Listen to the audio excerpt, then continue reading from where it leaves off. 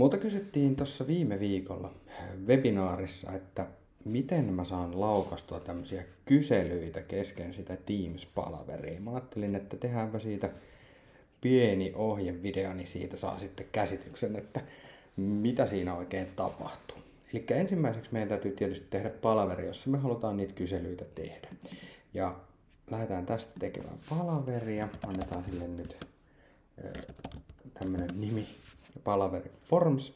Ja tässä palaverissa pitää aina olla muita osallistujia, että se antaa sulle mahdollisuuden siihen, että sä lisäät niitä kyselyitä sinne matkaan mukaan. Eli otetaan tästä nyt sitten joku tämmöinen testikäyttäjä tänne matkaan, ja näin ollen niin sä pystyt tästä tietysti sitten tekemään ne kaikki muutkin palaverin asetukset sinne kondikseen, mutta mennään nyt tässä tapauksessa näin. Ja ensimmäiseksi me lähetetään tämä palaveri ihan näin eteenpäin ja tänne se ilmestyy mun kalenteriin. Ja mitä me joudutaan nyt sitten seuraavaksi tekemään, että me päästään muokkaamaan näitä kyselyitä, niin on se, että me avataan tämä palaveri uudestaan.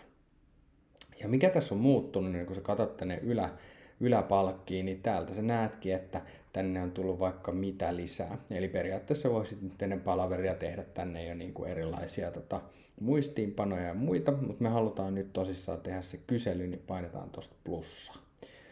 Sitten me etsitään täältä lisäosista se, mitä me halutaan tänne tehdä. Ja Teamsihan mahdollistaa erilaisten kolmansien osapuolien sovellusten myös niin kuin liittämisen näihin palavereihin mukaan, mutta nyt me halutaan tämä formsi meille. Näin me lisätään se sinne matkaan mukaan.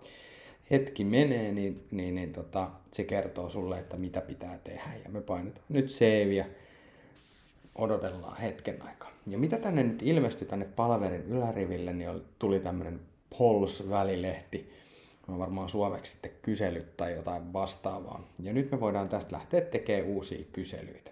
Tässä on muutama erilainen vaihtoehto. Mä suosittelen, että käyt itse kliksuttaa ja kokeilee, vaikka kaverin kanssa harjoittelette ennen semmoista niin sanotusti viimeisintä palaveria. Niin saatte sitten parhaan käsityksen siitä, että miten se sitten skulaa. Mutta valitaan nyt tosta toinen ja tähän nyt.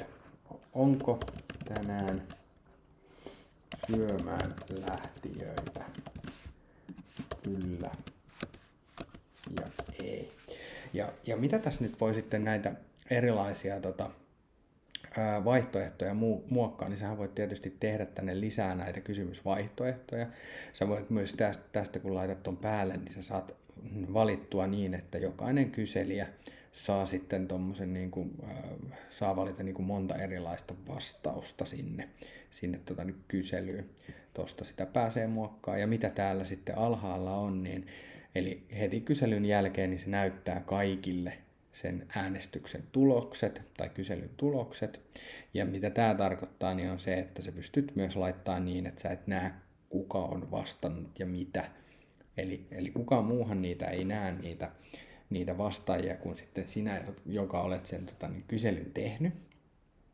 Niin tästä sä voit sitten itseltäsi muokata sitä, että jos sä haluat pitää tämmöisen niin sanotusti salaisen, että et näe niitä vastauksia.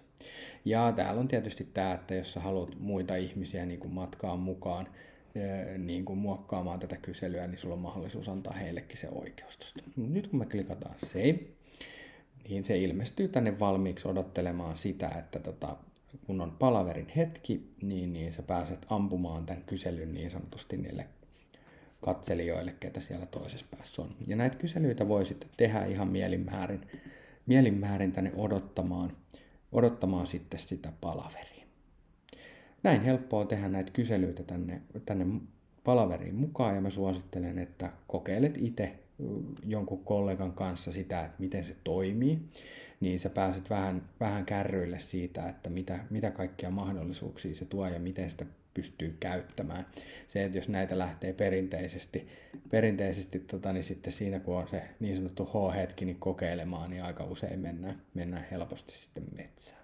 Mutta toivottavasti tästä oli apua näiden kyselyiden kanssa, niin laittakaa vaikka kysymystä tulemaan, jos ihmetyttää joku näissä kyselyissä, niin autan mielelläni. Kiitos.